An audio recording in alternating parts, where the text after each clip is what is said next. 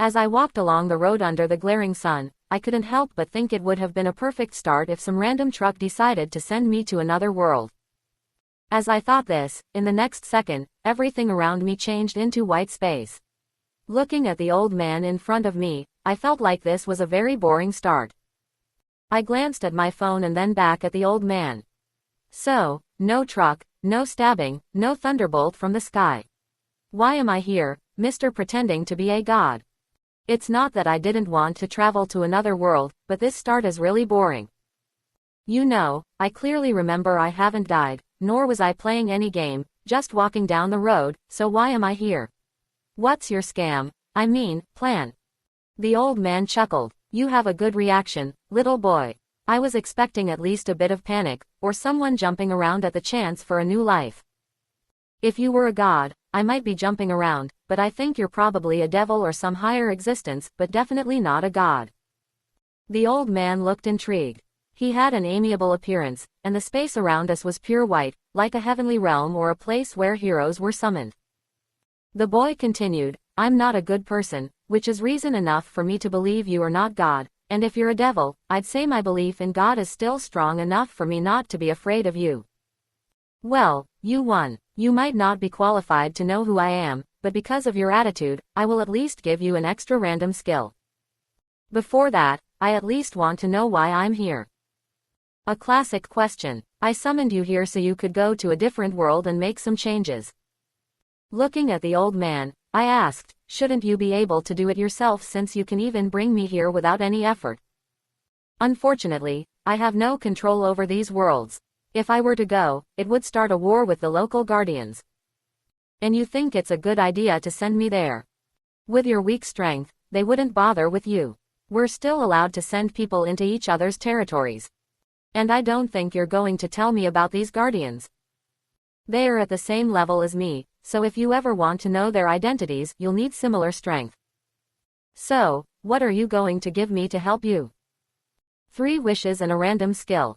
Don't ask for something like making you as strong as me or limitless growth, that would be a waste. Before that, can I get the random skill first? Before he could complete a sentence, a giant wheel appeared. Watching the giant wheel with names like Iron Man technology, Doctor Strange template, demon transformation, and angelic abilities, I couldn't help but think about how many novels I've read with this exact setting. I made my way to the giant wheel and started to spin. As the wheel began to slow down, it stopped at Dr. Fate's helmet. Watching this, my mind was in chaos. Should I really use this thing? I understood the pitfalls of this helmet. Just the chance of losing my freedom and my body was not something an average person could accept. Don't worry, the old man said. While the helmet comes with the cloak of destiny and all necessary things, there is no god inside this helmet. This also means you wouldn't be able to use magic spells from the start. Hearing this, I finally sighed in relief. Since I have 3 wishes, I guess I know what to do. Turning to the old man, I made my first wish. I need a magic book that is connected to me and can only be read by me, and it should contain all the magic. You are trying to make 3 wishes into 1. That's really not a good idea. I can give you a magic book connected to you. It will have all magic of DC which is related to Dr. Fate's. So, are you going to give me some skills to travel to different worlds, or do I have to include that in my wish? You should include that in your list. I only plan to give you 1 chance to travel to different worlds. Okay, my second wish is the ability to travel to different worlds. Make sure I can travel the way I want. That should be fine. Now, your last wish. I need a system. No, that's too much. Ask for something else. Then give me a skill to analyze everything, like the Sage skill in the Slime anime. That should be possible, but it won't evolve. You need to remember this.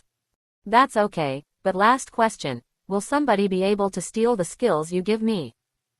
No. Okay, thanks for clarifying. Now do your thing and let me start my new life. Opening my eyes, I gazed at the ceiling. For the first time, I pinched myself to confirm that what I was seeing wasn't a mere creation of my mind. After all, reading transmigration stories and experiencing them are 2 different things. One moment, your concerns revolve around completing homework, and the next, survival becomes your top priority. Looking around, I found the room was made of wood, styled in a traditional Japanese manner. As I moved, a glint caught my eye, a letter on the desk, glowing with a faint light. With curiosity, I reached out and picked it up. Taking a deep breath, I unfolded the letter and began to read. Hey little guy. You know you weren't fooling anyone with that, little guy, act. Remember those wishes you made while acting all high and mighty? I could have easily reminded you of your mistakes, but I didn't. Now you're in this new world, but playtime's over. Listen up. The helmet may not have a controlling god, but it does have some interesting side effects. The magic book comes with anti-theft protection, so no relying on the great sage, she who can't do it all. Remember, I made sure you were the only one who could use your gifts, so you had to learn for yourself. The great sage can only learn the skills from the book if you're able to release them, so remember to learn well. That book holds all the magic of 600th world, which means it also includes the gods and even. Speaking of the world, this world you're in. It's a world called MHA. Big surprise, right? In a week, the hero selection thingy starts. You're already signed up, don't worry, I took care of it. If being a hero isn't your thing, fine. I left you some cash and a new identity, so if you suddenly figure out you need to learn Japanese, lucky for you, I have already made sure you have natural Japanese reading and writing skills. Next time you go somewhere, make sure to learn the local language. Good luck, or should I say, Ganbat. After reading the letter, I started checking everything. I decided to look at Dr. Fate's helmet. As I wished, it appeared in my hand, a smooth, cool sphere of metal that pulsed softly in my grasp. As I lifted it, a low hum resonated through my bones. The intoxicating feeling of becoming the strongest person rushed over me. Controlling myself, I refrained from wearing the helmet immediately. Next, I needed to confirm the magic book. It also appeared in front of me with a single tap. Matching the theme of the helmet, it was a book made from a material resembling golden crystals. Now, only two things were left: the great sage ability and the ability to travel to different worlds. Since I didn't want to travel yet without sufficient strength, I focused on checking the great sage first. Great sage, do I have any latent quirks or abilities in this body? I questioned. Negative. There are no latent quirks or abilities in your body, but I advise you to check your documents, Great Sage replied. Where are my documents? I asked. Would you like me to scan your house? The Great Sage offered. Yes, please do, I responded. Scanning complete. Please go to the second bedroom downstairs. In a cabinet, you will find your documents. Since the house was scanned, I decided to test the Great Sage's abilities further. Can you read the documents? I asked. Positive. Do you want me to read all the information written? The Great Sage inquired. Just tell me about my name in this world, any recorded abilities, and how much money I have, I instructed. Name: Aiden Blaze. Occupation: none. Bank account: 1.5 million yen, the Great Sage recited. What about my parents' details? I inquired. According to the details, your parents are deceased. You have been homeschooled, haven't attended high school, and have no friends. It seems your identity has been created without any connections. Sighing in relief at the simple backstory, I decided to try the helmet. Praying for the best, I put it on. The cool metal enveloped my head, and the world dissolved into darkness. Then, it spread, transforming my clothes into a midnight blue bodysuit adorned with gleaming gold accents. A golden collar materialized around my neck, pulsing with faint light. Finally, with a whoosh, a long golden cloak billowed behind me. Looking at myself in the mirror, I saw a striking combination of blue and gold, reminiscent of the movie. As I felt the strength surging inside me, higher than 99% of the people in this world, I surprisingly didn't know what to do next. With this much power, how boring will battles be? Shaking my head, what a stupid thought, I thought it was better to have a strong start than to be a weak person. Rather than being satisfied with my current strength, I knew I had to improve it. Instead of going out to look at the scenery, I decided to stay inside my home, find some useful spells, and train them for a week. Looking at my identity card, I felt disappointed. The name Aiden Blaze seemed odd.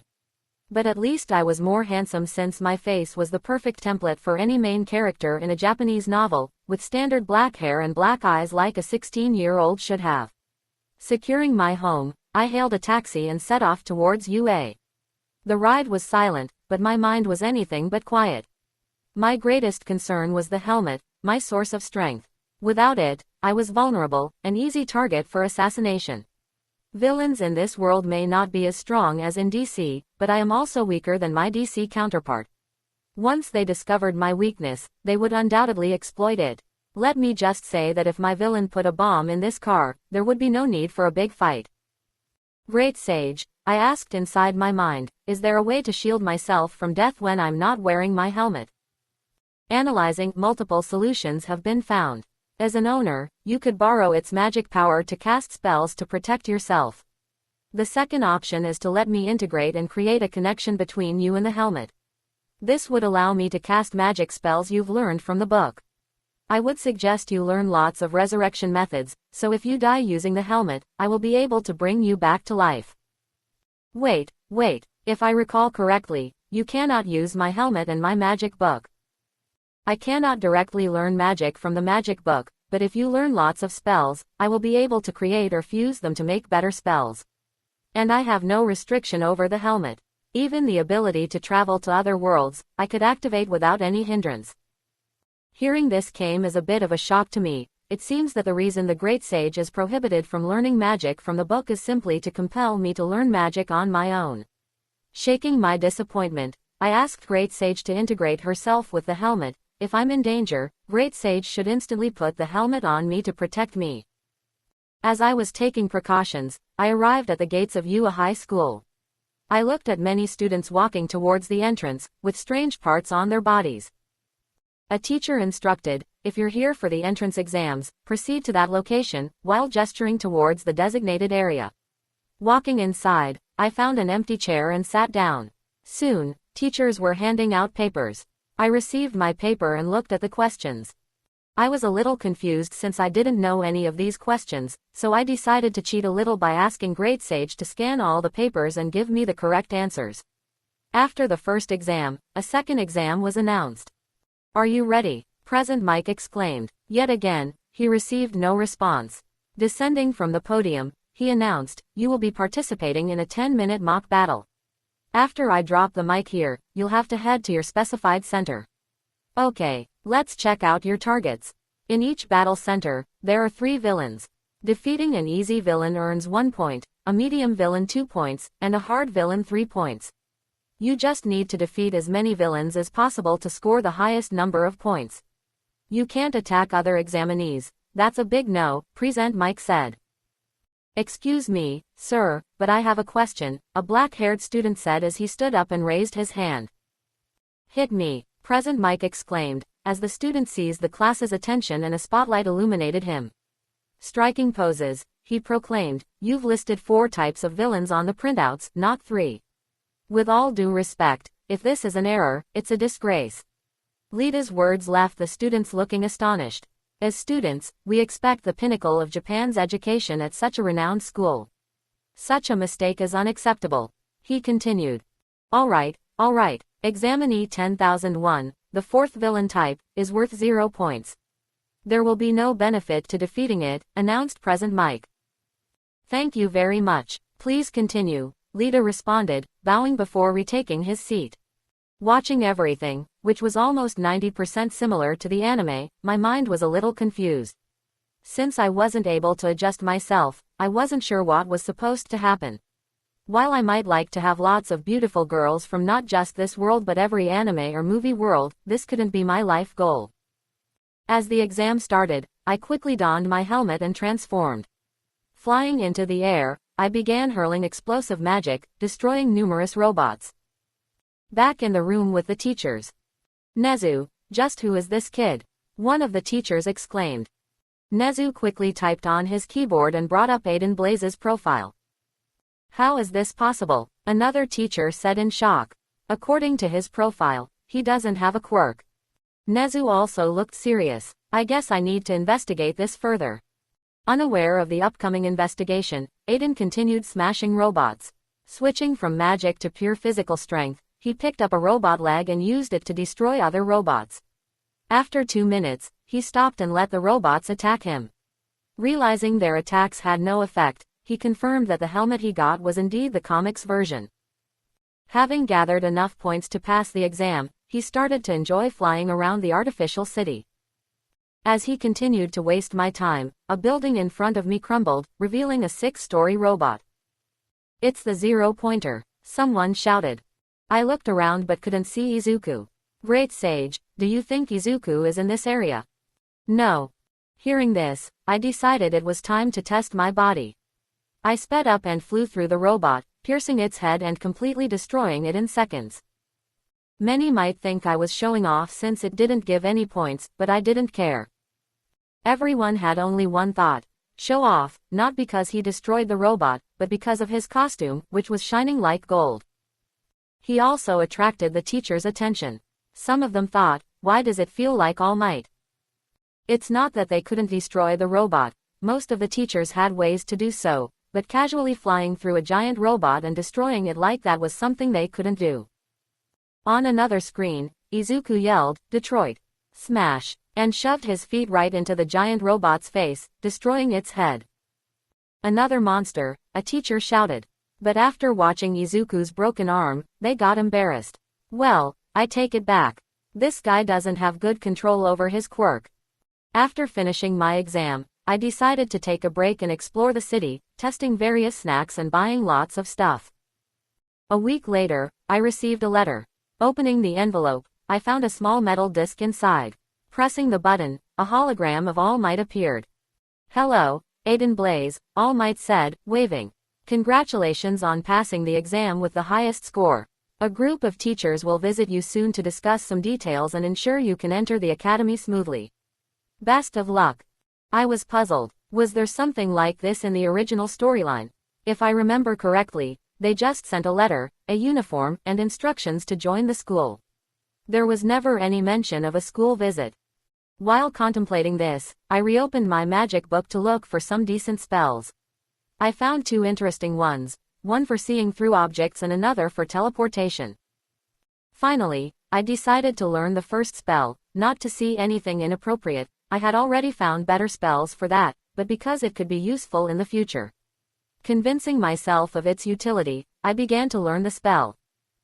After a few hours, my doorbell rang. As I opened the door, I was greeted by Aizawa and Midnight.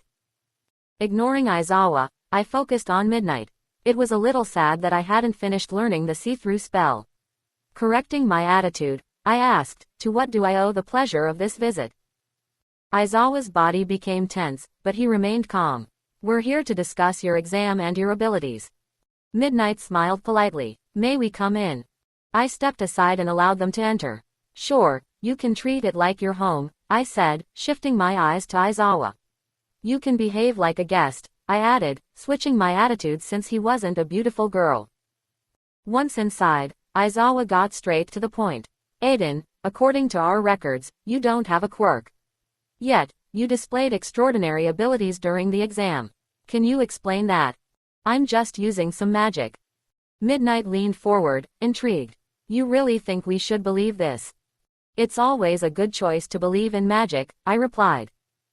Midnight nodded. "Interesting. Can you tell me the name of these abilities? If we go out on a date, I can tell you." I teased. Aizawa's tone turned serious. "It's better if you speak, or we might cancel your application." "Then cancel it if you want to. Going to your school is just a little convenience for me, since I don't think I need a certificate to prove I'm a hero," I replied confidently. Aizawa's eyes narrowed slightly. "Do you think you're invincible?" he asked while activating his ability. I shrugged. Taking out my hand, I created a little spark. "Your ability doesn't work here. I'm guessing you're supposed to stop my quirk, and Midnight is supposed to put me to sleep. Let me tell you that only magic can defeat magic." Aizawa exchanged a glance with Midnight. "I hope you understand you are not invincible," he said as they both left. As I returned to my studies, Great Sage asked, "Why does your attitude feel like picking a fight?" "I'm not one to initiate conflicts. I did this because I want to avoid future troubles, and I have no intention of adhering to their senseless rules," I explained. Having said that, I resumed my study of new spells. A high school principal's office. Principal Nezu sat at his large wooden desk, his eyes focused on the computer screen displaying Aiden Blaze's profile. Across from him sat Shota Aizawa, with his sleep-deprived expression. Standing nearby, All Might, in his skeletal form, looked at the display. The room was filled with silence as they contemplated their next steps. No quirk, Nezu finally said, breaking the silence. Yet his abilities are far beyond what I expected. Aizawa nodded. Nezu was tapping rhythmically on the desk. Did he show any signs of cooperation during your visit, Aizawa? Aizawa leaned back in his chair, rubbing his temples. Not exactly, he even dismissed our threats to cancel his application. All Might narrowed. Perhaps with the right guidance, he can learn. Aizawa raised an eyebrow. And if he doesn't? Nezu sighed. Instead of saying it's magic, let's assume what he has as a quirk with multiple abilities, then question how many abilities he has and how strong they are. Aizawa raised an eyebrow. If he becomes a villain, that would be a problem. Nezu clasped his paws together. Then it's settled. I allow him entry, but with close supervision. Midnight, we'll monitor him. Aizawa groaned internally. Why does it feel like you're sending a wife? Nezu smiled. Because it's be a loss if he give up joining UA, and I also need to make sure, posing for second he explains, just making sure it doesn't go the wrong road. Aiden sitting in his room reading the magic book, just as he finished mastering a basic see-through spell the doorbell rang. Opening the door, Nezu smiled up at Aiden. I hope I didn't disturb you. As Aiden looked around he couldn't see anyone around, but as he started to see through, at some distance there was some cars where people like Aizawa was sitting. Not understanding why he didn't bring them here, he let Nezu in the room. Giving him a cup of tea, Aiden sat down, front of Nezu. Not touching the cup after some deliberation, Nezu asked the most important question in his mind. Mr. Aiden, I was curious, why did you say you don't have a quirk, instead of saying your quirk have just awakened recently? Saying things like you have magic, it's really suspicious for peoples like me. Just to save some trouble, should I start lying? It doesn't matter if I have say it's a quirk or is the magic for something else. Plus you should also understand the restriction you get from using quirk. Nezu chuckled. You do have point, Aiden. But I hope you will not talk about magic. I don't think her world is ready for new power system. In exchange you can join UA Academy. Under certain conditions. Conditions, Aiden echoed, leaning back. Ensure your claims are correct. A plan to send Midnight. She will be your advisor, ensuring you stay on the right path. While saying this, Nezu's hide his original intention to send supervisor. Midnight, saying her name. Aiden thought in his mind, 3 years if I can't get Midnight, and in 3 years it's better to go and catch Wonder Woman from next door. While thinking, he agreed to Nezu's condition. Back in Nezu's office. As the trio returned, Nezu looked satisfied. I believe we've made the right choice. Aizawa sighed. He's going to be a handful. All Might smiled. That's what makes it worth it. Every challenge is an opportunity for growth. Nezu nodded. Indeed. Let's prepare for an interesting year. As a few days passed after the talk with Principal Nezu, Aiden found himself exploring his magical items, his gaze lingering on the Book of Thoth. A sense of regret washed over him as he realized he may have wasted one of his wishes. However, he reasoned that having access to such a powerful repository of magic could still prove invaluable in the future.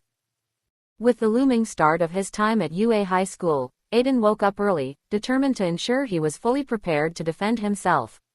Practicing teleportation and flying magic had become routine, and he felt a sense of confidence in his abilities.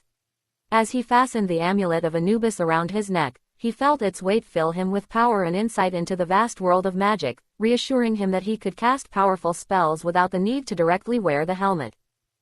Arriving at the school building around 8 a.m. using a teleportation spell, Aiden made his way through the front doors and into 1A's homeroom. The scene inside was chaotic, with students engaged in heated arguments. Ignoring the commotion, Aiden quickly found a free desk and took a seat. Before he could fully process the situation, a figure emerged from a yellow sleeping bag at the front of the room. The man stretched and yawned, resembling a moth emerging from its cocoon.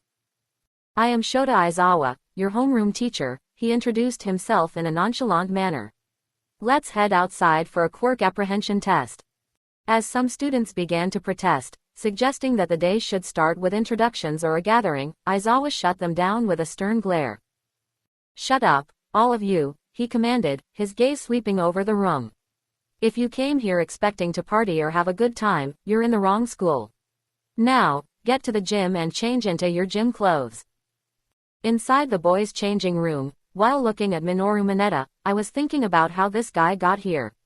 Thoughts about throwing him onto the surface of the moon did appear in my mind, but I just decided to blind him for a short time, since what he wanted to do was a dream of many boys. The class followed Aizawa out to the training grounds. Once there, to demonstrate, Aiden was given a ball to throw. He took a deep breath, improving his magic through the amulet of Anubis. He simply teleported the ball into the space, surprising everyone.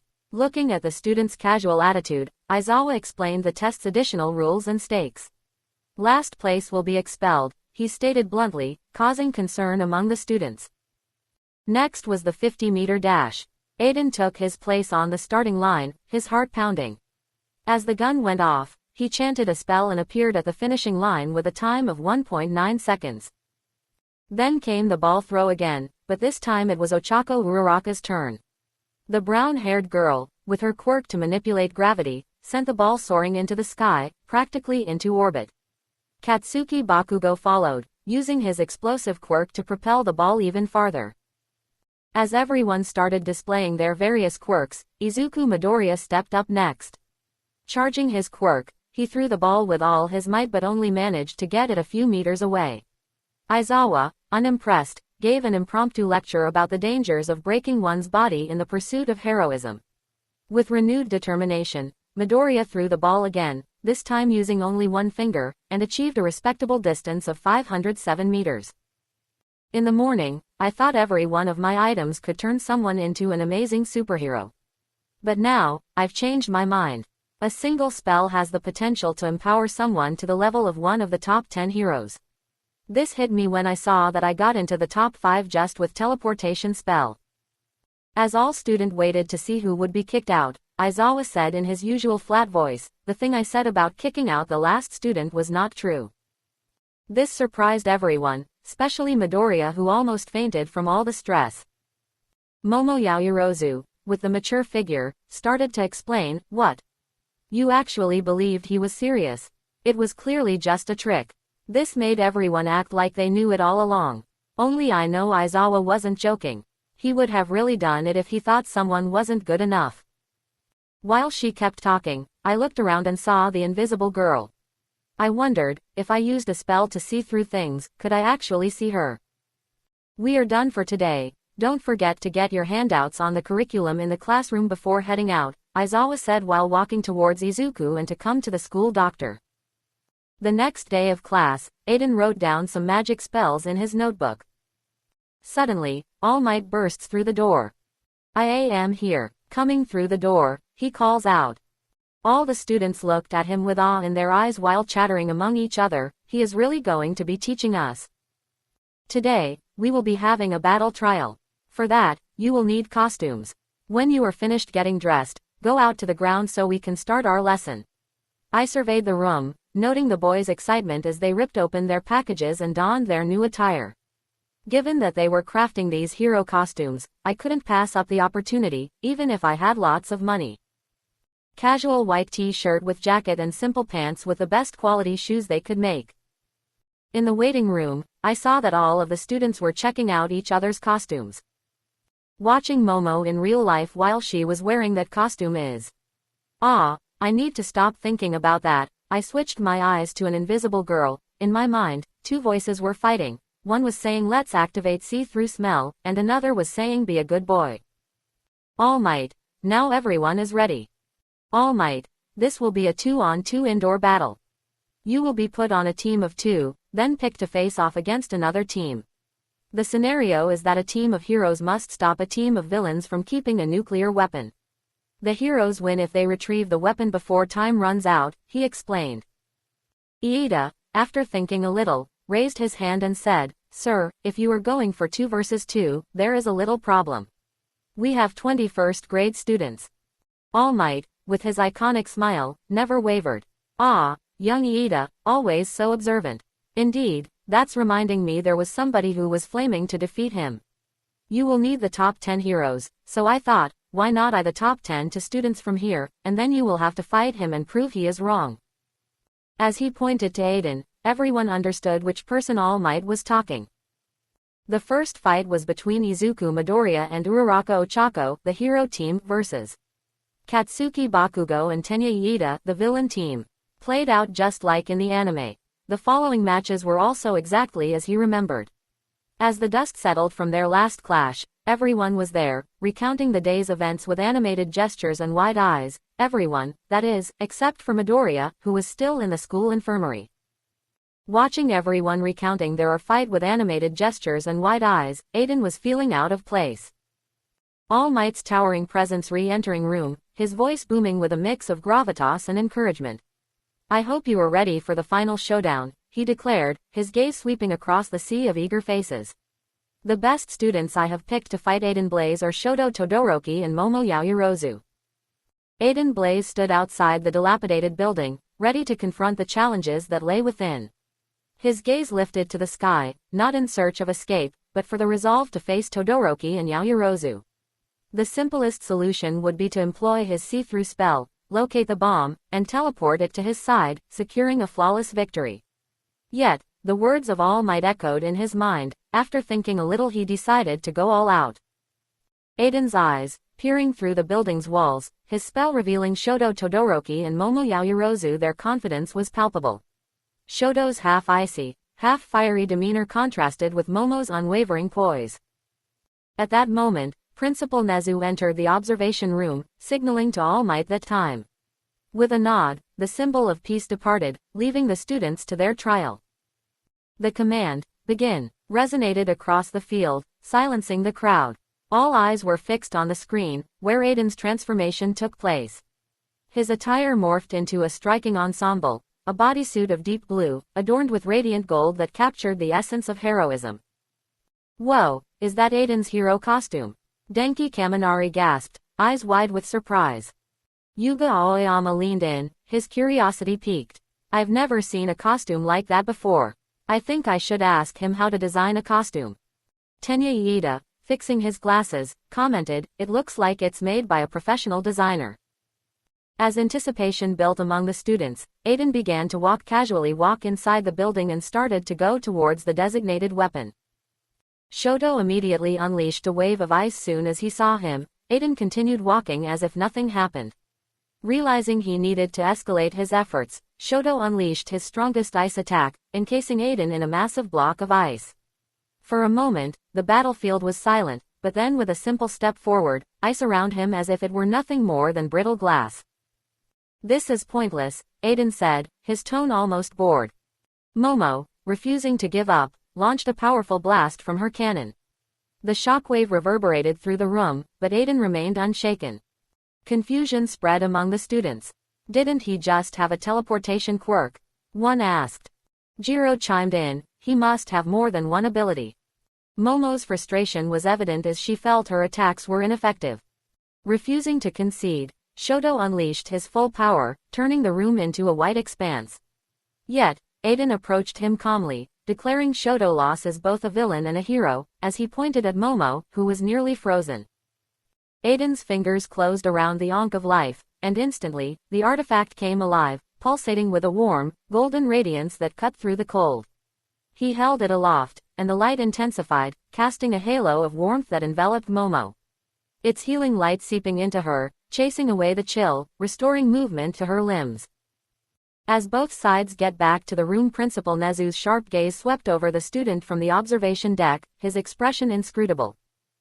Shoto Todoroki, Nezu began, his voice carrying a weight that commanded attention. Your prowess with your quirk is as always impressive. However, he paused, allowing his words to sink in. Hero is knowing when to unleash your power and when to hold back. Shoto's stance softened, the criticism hitting its mark. Beside him, Momo's eyes flickered with a mix of emotions. Nezu continued, Aiden Blaze, speaking in a cheerful, with your strength and your healing method there is no doubt you could become a great hero. As the sun dipped below the horizon, casting a warm glow over the training grounds, Aiden Blaze walked away from the building, his thoughts already on what to do. So in order to avoid any confusion I am making a basic list of all the magical items. 1. Helmet of Fate, Helmet of Nabu, ***.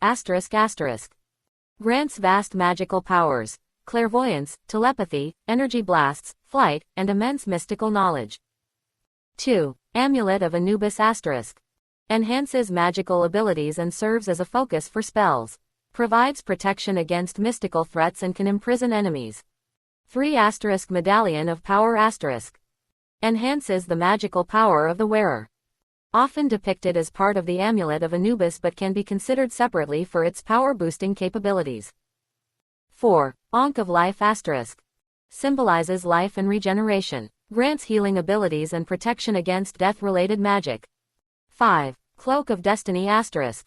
Offers protection from physical and mystical attacks. Enables flight and allows the wearer to phase through solid objects and teleport. 6. Book of Thoth ***. Contains extensive magical knowledge and spells. Allows Dr. Fate to cast powerful incantations and rituals. 7. Tower of Fate ***. Mystical sanctuary and home of Dr. Fate. Acts as a nexus for magical energies and contains vast libraries of arcane knowledge. Includes extra-dimensional spaces, such as Dimension of Imprisonment, for containing dangerous magical entities and villains. 8. Orb of Nabu ***. Provides insights and visions, aiding Dr. Fate in maintaining cosmic balance. 9. Vestments of Fate ***. Robes with magical properties that enhance the wearer's magical abilities and provide additional protection. 10. Gauntlets of Fate ***. Provide enhanced physical strength and durability. Offer protection against physical and magical attacks, amplifying the wearer's combat prowess. 11. Scepter of Fate ***. Focuses and amplifies magical energy, allowing for powerful spells and attacks. Can also be used as a defensive weapon.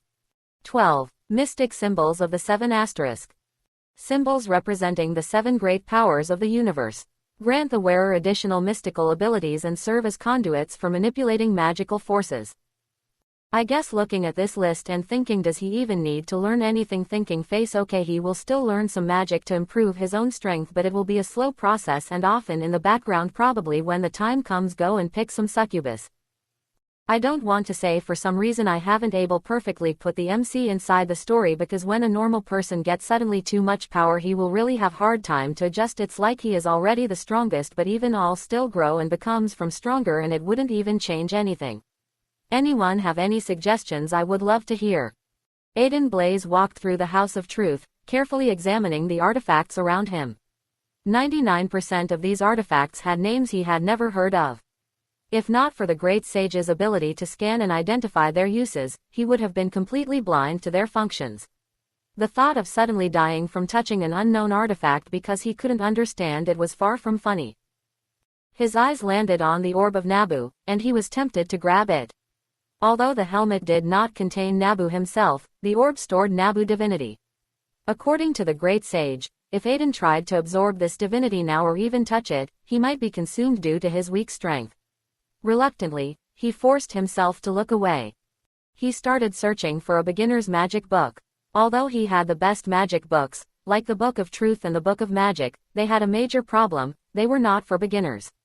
Understanding his limitations, he had recently started reading some beginner books. After a little search, he found a book about dimensional summoning and basics of magic. Picking both books, Aiden left the House of Truth, appearing in his room. He started to read the basics of magic. Minutes turned to hours, and he was engrossed in the material until a knock on the door interrupted him. Opening the door, the first thing he saw was Midnight. Her curves were hard to miss, and he felt a temptation to squeeze her, but he controlled himself, especially since she was Midnight. Midnight forcefully entered the room, her voice demanding, "When are you going to start cooking? Do you know how hungry I am?" Aiden looked confused. "Aren't you the adult here? I think you should cook." Shaking her head, she replied, "How could you ask a beautiful girl like me to cook? Now be a good boy and go to the kitchen." Aiden sighed. "Let's order from outside. I don't want to cook." Squinting her eyes, she said, "Do you know how many people would love to cook for me? Now I'm giving you this opportunity, and you want to order from outside." "No, I want to continue my studies. It's not like we haven't ordered before." "That's terrible. Every day after school, you spend most of your time studying." That's not good for your body, she said as she made her way inside the room and started to look around. Finally, she found a strange book on the desk. As she opened it, she immediately passed out. Seeing her collapse, Aiden quickly rushed to the desk and picked up the book. It was The Journey of Chaos, a book he had been reading yesterday and had forgotten to put back in the House of Truth. He sent the book back to the House of Truth, then picked up Midnight and placed her on the bed. He was tempted to squeeze her, knowing she wouldn't even know, but realizing she was in this condition because of him. What happened to her was simple. Journey of Chaos was one of those books that could only be read by people with magic. For normal people, it would send their minds into chaos. Now, Aiden started to think about what to do. While he didn't know how serious her condition was, he decided to use the Ankh of Life first. After infusing a large amount of life energy into Midnight, revitalizing her mental faculties, but she still didn't wake up. Finding it useless to continue with the Ankh, Aiden decided to perform some rituals. Frustrated but determined, he found one. First, he picked a harmonizing crystal from the House of Truth and began the ritual, thinking, "Please don't die, please don't die." As night turned into morning, Aiden continued the ritual. Only in the afternoon did he manage to solve her problem. Midnight began to stir, her eyelids fluttering open as she found herself in an unfamiliar room. Her muscles tensed with apprehension, but upon seeing Aiden in full costume, she relaxed slightly. She realized she was lying on a large, intricate symbol etched into the floor that she didn't recognize. "Where am I?" she asked, her voice shaky, filled with confusion and a hint of fear. "You're in the House of Truth," Aiden replied calmly, his expression serious but reassuring.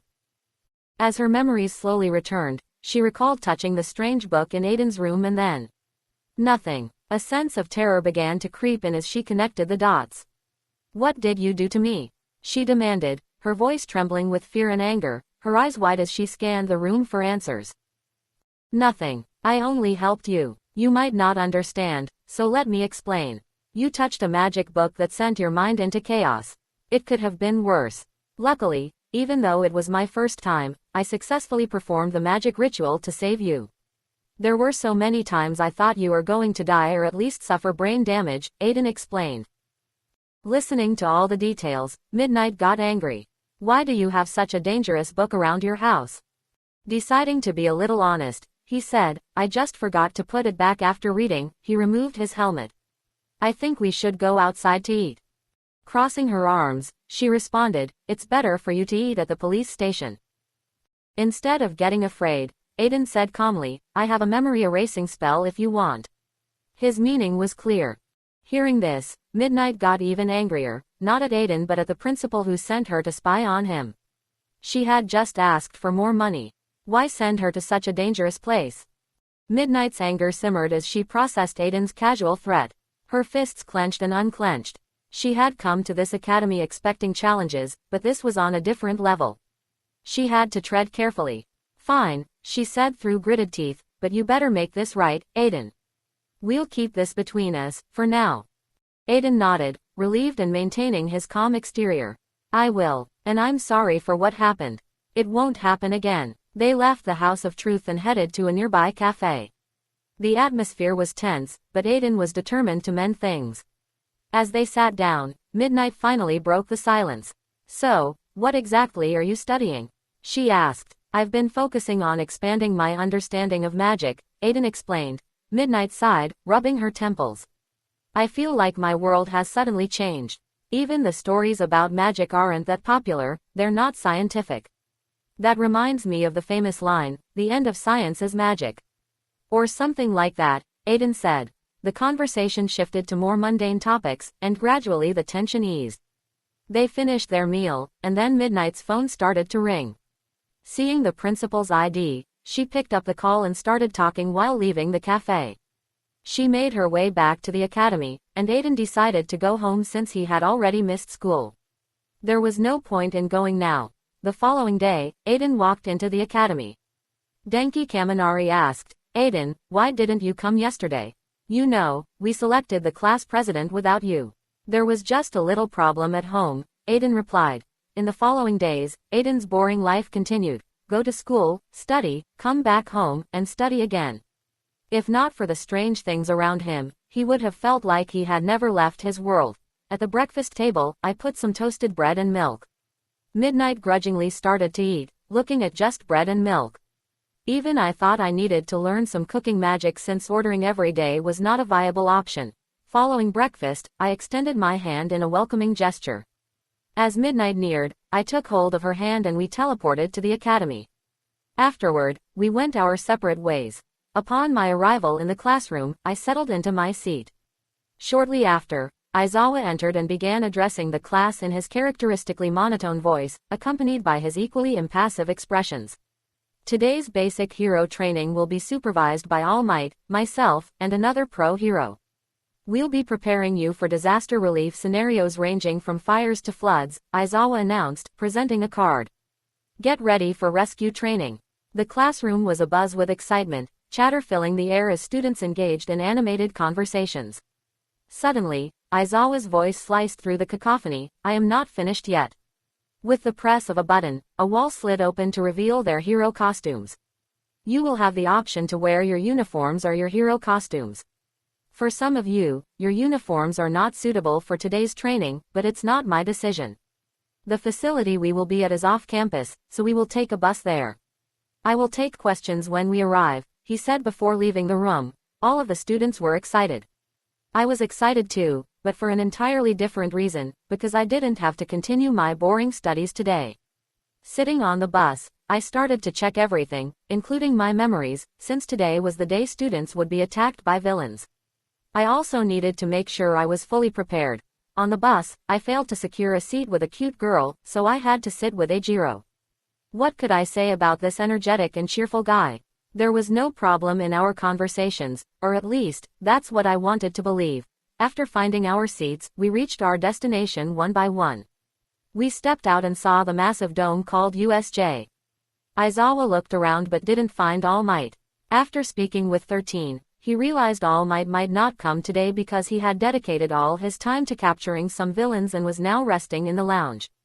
Subsequently, Aizawa turned to the students and decided to commence our training with just him and 13.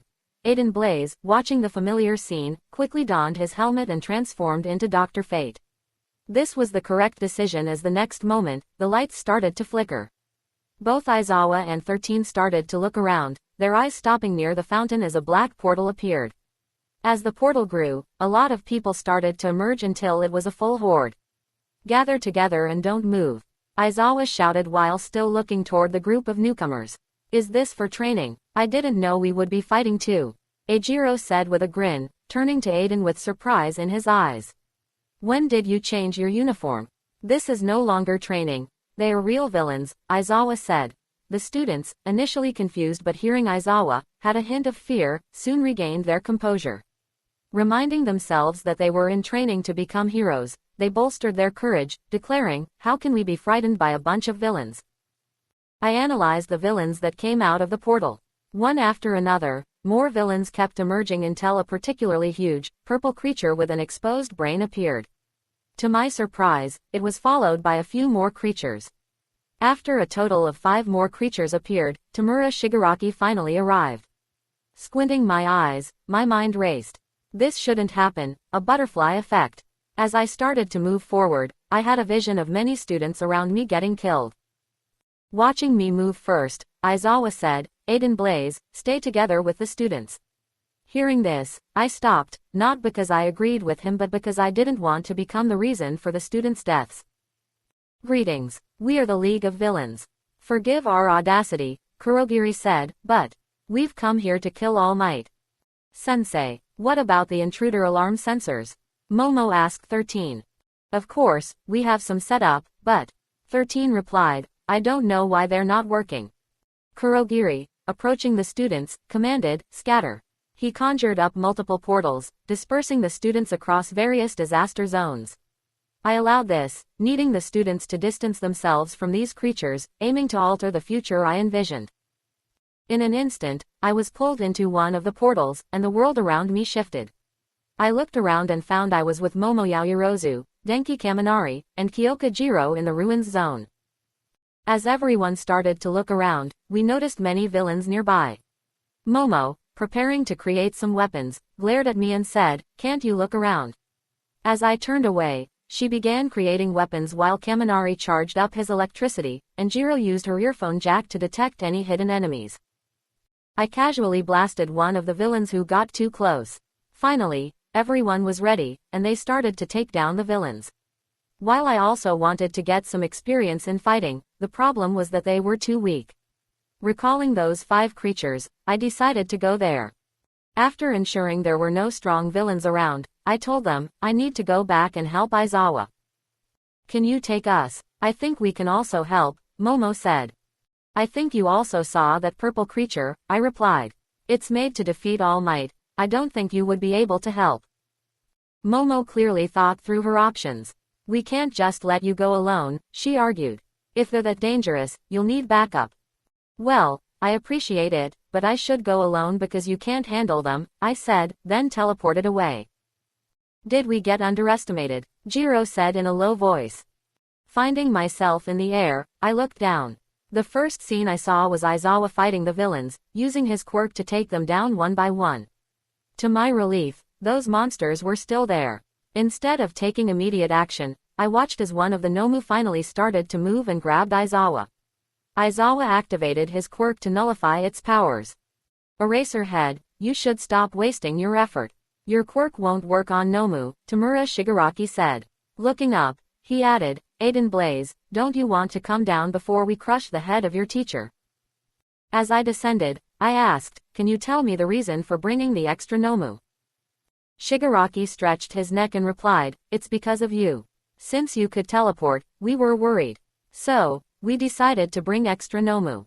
As long as you leave to inform any hero, we will order them to kill everyone." Just like a typical villain, Shigaraki explained everything without a care, revealing their strategies. He continued, providing me the time I needed to prepare my next move. "I see," I said, stalling further. "You're really that scared, huh?" Shigaraki's face twisted with irritation, but I didn't give him a chance to respond. I teleported right behind the Nomu that held Aizawa and punched the Nomu, forcing it to release its grip. With Aizawa momentarily free, I grabbed him and teleported us both a short distance away. Looking at his head, which was bleeding, I asked, "Sensei, are you still alive?" Aizawa nodded, albeit weakly. "At least for now. Do you think you could bring some heroes?" Shaking my head, I replied, "I can't do that, at least for now." "You heard them. It's bad if they start killing. I will take care of the Nomus. You focus on the other villains." As I spoke, I also began healing him. "You've underestimated us. Do you think we'll give you enough time to heal him?" Shigaraki said, ordering the Nomus to attack me. As soon as Aizawa's injuries were somewhat healed, he immediately prepared for battle, using his quirk to nullify the abilities of the villains he encountered. Meanwhile, I turned my attention back to the Nomus and Shigaraki. Shigaraki laughed, a maniacal glint in his eyes. "We'll see about that. Nomu, attack." Using teleportation, I punched the Nomus with enhanced strength. My first punch, glowing with magic, hit the Nomu's head, causing it to explode, surprising everyone. Taking advantage of the shock, I quickly punched down all 4 of the remaining Nomus. Were they weak, or was I strong? Thinking this, I shifted my eyes to Shigaraki.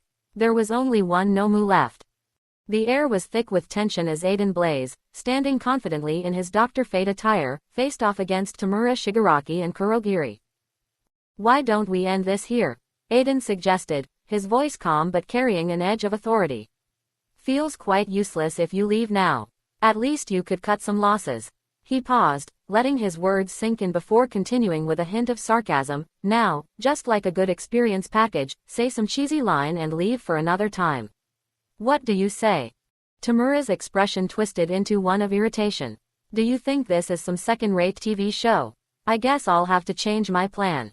Before killing All Might, I should kill you." With a wave of his hand, he ordered the largest and final Nomu to attack Aiden Blaze. The Nomu lunged forward with frightening speed. Aiden not bothered by Nomu, he just casually prepares his fists throwing a punch on Gnomes. This blow barely made a dent in the Nomu's tough exterior, which soon recovered. The monstrous creature retaliated with a powerful punch of its own, but Aiden's incredible durability allowed him to withstand the attack, though it forced him back a single step. Aiden prepared his next punch, focusing his strength. The Nomu, equally relentless, mirrored his movements, its grotesque muscles tensing for another brutal strike. Their fists collided with a thunderous impact, sending shockwaves the ground beneath them cracked and debris flying in all directions. The sheer force of their clash created a whirlwind, whipping up dust and debris around them. Time for something different, Aiden muttered, and he started using telekinesis. With a swift motion, he hurled the objects at the Nomu, but the creature batted them away with ease. Realizing the futility of their exchange, Aiden shifted tactics. Summoning a massive surge of magical energy, he focused his will and conjured a glowing, ethereal construct around the Nomu. The air crackled with arcane power as shimmering tendrils of energy wrapped around the creature, trapping it in place. The Nomu struggled against its magical bonds, its furious roars echoing through the battlefield. Aiden, watching this, also relaxed from his initial exchange with Nomu. He understood his power might be same as his, but Namus's the ability to observe the impact and recovery proved to be quite troublesome for him at present, but fortunately, his Dr. Fate costume and numerous abilities were advantageous. Tamura, seeing his trump card defeated, snarled in frustration. Don't think you can win like this. Kurogiri, standing beside him, releases teleportation and creates a black fog around Nomu. Not wanting his efforts to be wasted, Aiden prepares himself to stop Kurogiri.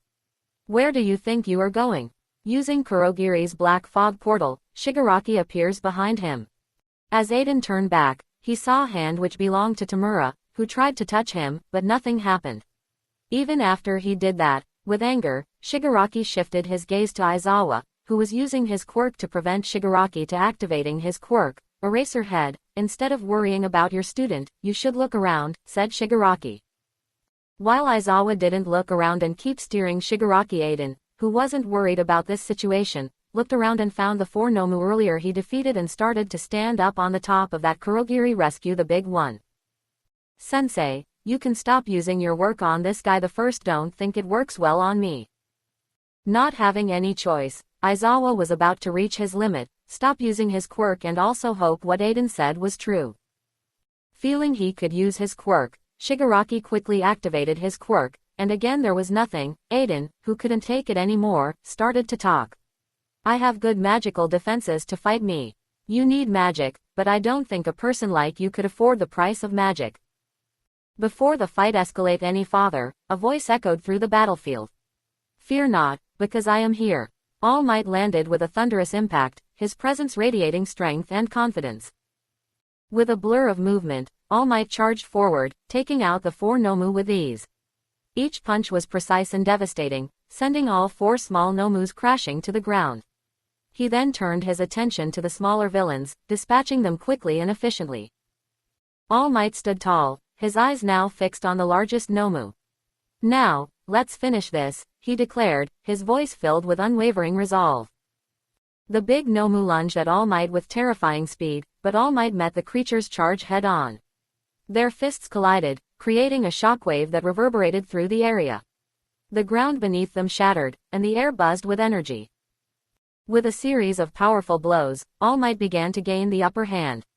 Each punch sent Nomu reeling, as Nomu kept recovering as quickly as before. Summoning his full strength, All Might delivered a final blow, plus Ultra. All Might roared, his punch connecting with the Nomu and sending it crashing down with a massive impact. The ground trembled as the Nomu lay motionless, defeated at last. Tamura and Kurogiri, seeing their plans in ruins, retreated through a portal. All Might tried to stop them but couldn't as his body started releasing white smoke. At that moment, a number of heroes arrived, quickly securing All Might and making sure no one could see him in his weakened state. Aiden Blaze, standing aside, muttered, "There goes my limelight." He then shifted his gaze to Aizawa, who still had some injuries. So, do you want me to heal you, or are you going to wait for the granny? Aizawa looked at him, wary but curious. Is there any side effect? You're quite lucky. The method I'm currently using is without side effects. Do you want to change the method? Yes, my current method is like using a lake to fill a glass. It's quite wasteful, you know, Aiden said with a grin. Unfortunately, No one could see that since he was wearing the helmet, then began using the Ankh of Life to heal Aizawa's injuries. As the golden light enveloped Aizawa, his wounds started to close, and his pain eased. He let out a small sigh of relief. Thanks. I appreciate it. Aiden nodded. Anytime. Let's just hope I don't have become full-time nurse. I would be quite happy if you could become a full-time nurse, Aizawa said this while checking his body. With All Might being taken care of and Aizawa on the mend, the heroes began to secure the area and help those in need.